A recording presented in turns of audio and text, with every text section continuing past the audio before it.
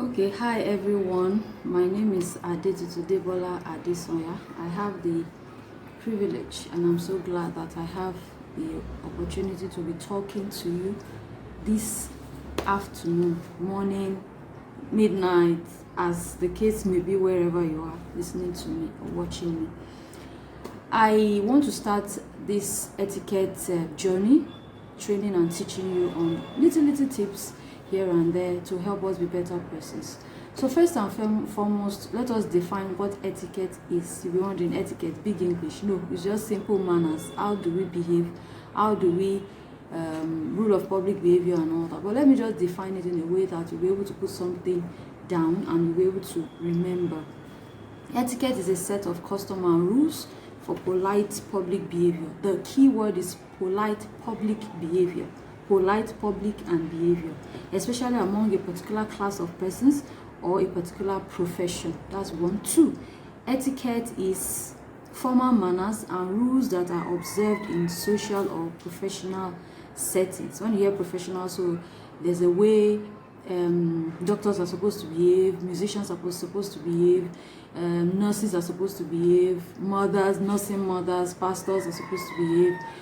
That's a rule of behavior that guides their profession, what they do, what they represent. So, like that.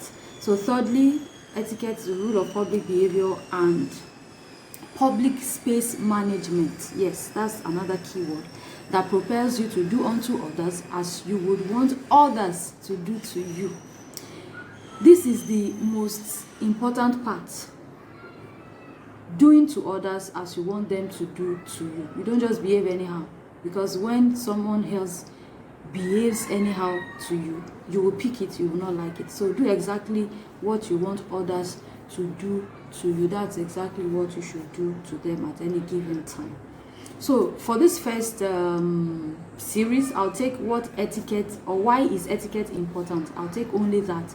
Then, subsequently, we have a whole lot. I've been opportune to be talking about etiquette on radio since 2012 December. It's not something I planned. It came as an opportunity and I decided to latch on it. So we've done a lot. We've covered a whole lot. As in, I've lost count of how many. Do I have everything stored up somewhere? So we'll be taking tips, at different times, so that we'll be able to help ourselves and reach out to as many people as we can. This is a passion for me, and I'm not a pro, like, oh, she knows everything, big girl, she knows how to eat, table manners and everything. No, it's not about that. It's about knowing that this is what is appropriate at any given time and doing it, making it an habit. Be consistent with it, do it as many times as you can, and before you know it, it becomes your lifestyle and you're able to win more people. Because if you behave appropriately, you will what's the word now, you would attract people, the appropriate people. Behave appropriately, you will attract the appropriate people, and you will become an influence, a positive influence. People will also refer to you. They would want to do something and remember that you said this and that and you're doing this and that. It's not about saying this and that to people. It's about doing this and that. They see it as part of your life. They bump into you. They see you do this thing over and over again. And they say, you this woman, you can never change. That's just who you are. You cannot change. And ensure that that thing you're doing is a good thing. So why is etiquette important? A few tips, a lot, but I'll take as much as I can so that I'll be able to run fast. So now, etiquette is important because it governs and controls being considerate for others. Etiquette is not just about you, because it's about what you do outside, what people see you do. So it governs you giving consideration for other people. So that is why etiquette is important. Etiquette is important because it makes us behave as human beings that God created us to be. It separates us from animals. There's a way somebody behaves and how can this guy be behaving like an animal? I'm sure you've heard that, but you have probably said that to people or about people at different times. So it makes us behave like human beings, like we are God's creations. This is how we are supposed to behave, and this is how we behave, that people see, appreciate, they learn from, and we extend the frontiers like that and like that. Now, etiquette shows that you're courteous. Oh, how nice you speak, how nice you behave, how polite you relate with people. It's part of training. Home training. Etiquette shows that you have home training, and it is important. Etiquette is important because it has to do with training. Home grooming. That's what we call home training. Home grooming. That's the language we use in this part of the world. So home grooming. Now, etiquette promotes respect and tolerance. You know, I talked about public space the other time, space management. You're able to understand that this space, you're not the only one sitting in this bus. So there's a way you behave. If I'm in my living room, my bedroom, with myself, my toilet, I can do whatever I like.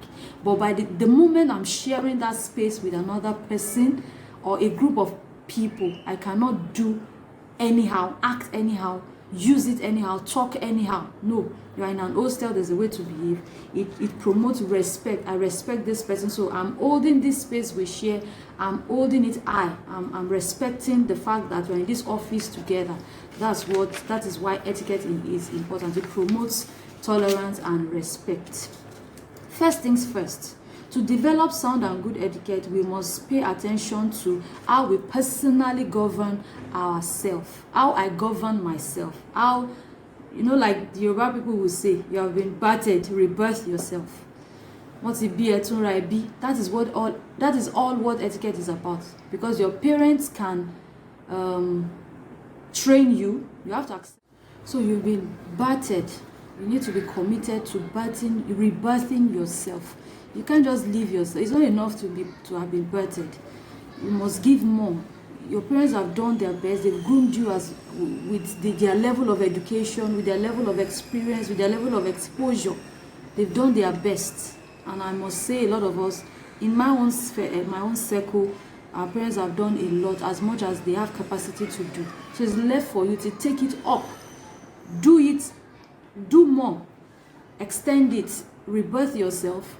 Do well with yourself, for yourself, by yourself, so that you'll be able to extend it to your children, your colleagues, your siblings, your mentees, the people around you, all around you, such that you become an household name. Wherever you appear, people know that, oh, someone good, something good, a beautiful thing, a beautiful person, a beautiful human being is coming. It's not about being, okay, all of us, we all are supposed to be perfect one day.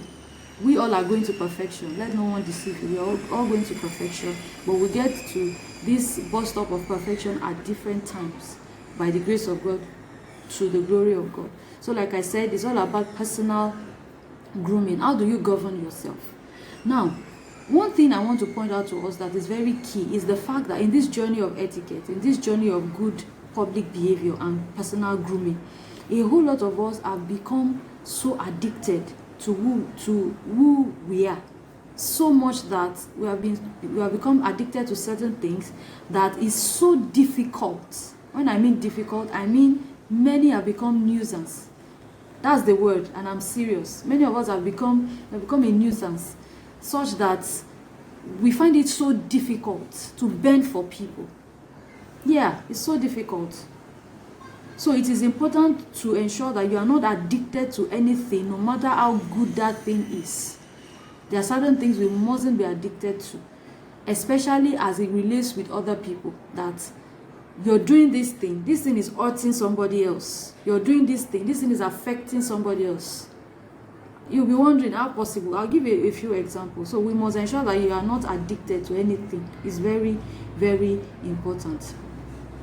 Addiction to things makes it difficult for us to tolerate other people.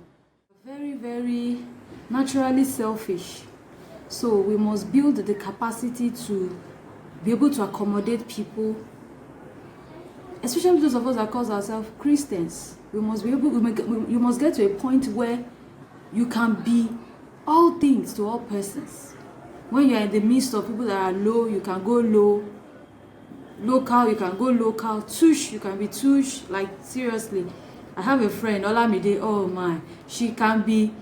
When you see her speak phone, you'll be like, this one's. And when you see her go local, you'll be like, is this girl? Like, but it's all about your willingness to be able to reach out to as many people as possible with the message of love, with the good news of Christ. I'm not preaching here. So don't say preach it, pastor. I'm not preaching, but what I'm saying is we must get to a point where we are not just fixated. We are not already in one box.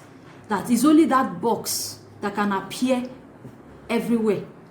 Etiquette is about shedding weight, cutting yourself to size such that you are able to fit that passage, that road, because the road will not be enlarged for you.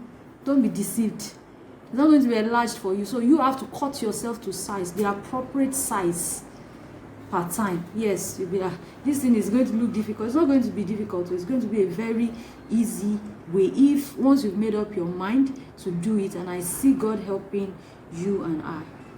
Now, I'm sure you'll be wondering, you said the other time that there are certain things we do that are good, but we have become that have become, so to speak, bad things, or it affects people negatively. It can even affect you negatively. One of such things is exercise and morning routine.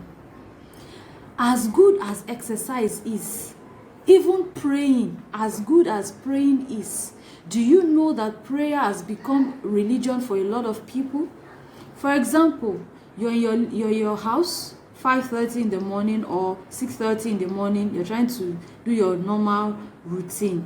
I'm not this routine person. Sometimes I wish I was, so that it could help me in some areas, but I'm not this routine person. Once you say 2 in the morning, 2 in the afternoon, and 2 at night, you have lost me. I don't know how to, I've tried, but it has not worked. Thank God, each time I'm pregnant and my husband helps me to remember to take the drugs they give us in the hospital. Have you taken your drugs? When he comes back at night, while he's eating, he will ask me, did you take your drugs today? Sometimes I'll say, I took it in the morning, I've not taken it this night. Oh yeah, I have to remember, because somebody is there to help me with that route. So I'm not this, but there are people, hey, they are so, now like I said, you're in your house 6:30 in the morning, you're praying, and there's a big knock on your door. The whole area is in chaos. Everybody, they need help. Uncle B, we need help. Or Mrs. Lagbaja, we need help. And you're there and praying. This prayer life must continue. See, the God that we serve, at that point in time, you're going to save somebody. Yeah. If you leave that prayer, nothing will happen. Choosing not to leave the prayer is being somebody that is so fixated.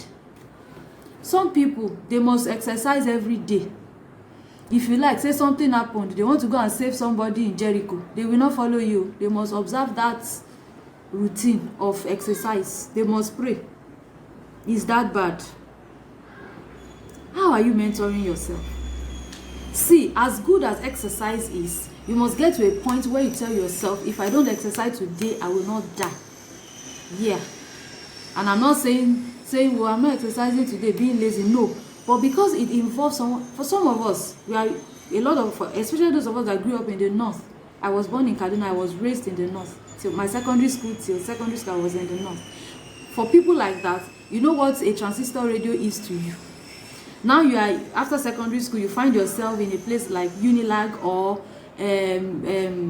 Ede Polytechnic or something like that. You're coming up south, and you cannot do with your transistor radio every morning, BBC, you know, that kind of thing. Every morning you must tune to it, 6 a.m., 5 a.m., sometimes 4 a.m. Now you are in another setting. You must not groom yourself or birth yourself to a point where it's difficult to do a rebirth. That rebirth is your ability to say, I'm not at home. This hostel, we are 4 in this room. Let me tune down this transistor radio, or let me use an earpiece, or let me put it off completely because of other people. That is what I mean by being able to rebirth yourself and being able to accommodate people. You get to a point where after doing this thing for some time, these people will notice, because they knew the way you were when you came. They know what you have told them about your transistor radio. They may say, what's up, baby? You're not using your radio. So it's because of you guys. They may say, this morning, we all are going to listen to this BBC together. You have won them. That's how to win people. You don't impose yourself on people. The more you impose yourself on people, the more you lose them.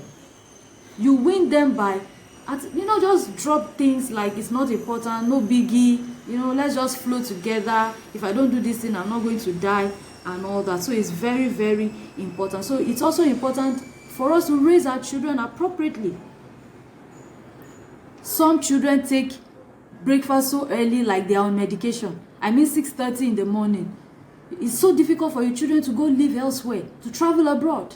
They are a burden to those they are going to live with. You may have trained them with silver spoon, but what if they go live with a family that is average or as not as rich as you are, but the family will be accommodating that child for a year or two, 5 years, and the child becomes a problem to them. They should also accommodate the child.